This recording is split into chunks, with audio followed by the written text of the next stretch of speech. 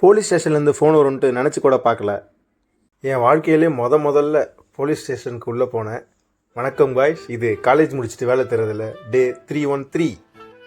காலையில் எந்திரிச்சதும் கொஞ்ச நேரம் பார்ட் டைம் சமையல்காரனாக வேலையை பார்த்துட்டு ஒரு ஸ்மால் பர்ச்சேஸ்க்காக ட்ரெஸ்ஸு கடை வரைக்கும் போயிட்டு ட்ரெஸ்ஸை எடுத்துகிட்டு ரிட்டர்ன் வந்து பார்த்தா போலீஸ் ஸ்டேஷன் கால் வந்துச்சு.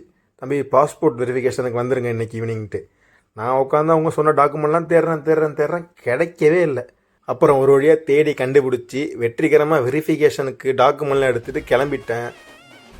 நான் 12th படித்தப்போ கூட இந்தியாவுக்குள்ளே ஃப்ளைட்டில் போகிறதுக்கு பாஸ்போர்ட் வேணும்னு நினச்சிக்கிட்டு இருந்தேன். அப்போ தான் தெரிஞ்சு பாஸ்போர்ட்லாம் தேவையில்ல, ஆதார் கார்டு இருந்தால் போதுன்ட்டு. ஃபஸ்ட் டைம் வேறு போலீஸ் ஸ்டேஷன் போகிறோன்னா கொஞ்சம் பயமாக தான் இருந்துச்சு இந்த படத்திலலாம் பார்த்து.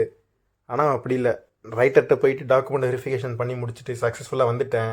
அப்புறம் என்ன, வழக்கம்போல வீட்டுக்கு வந்துட்டு இன்றைக்கி என்னெல்லாம் பண்ண எழுதி முடிச்சுட்டு தூங்க போயிட்டேன். ரைட்டு நண்பர்களே, போயிட்டு வரேன். டாட்டா, பாய் பாய்.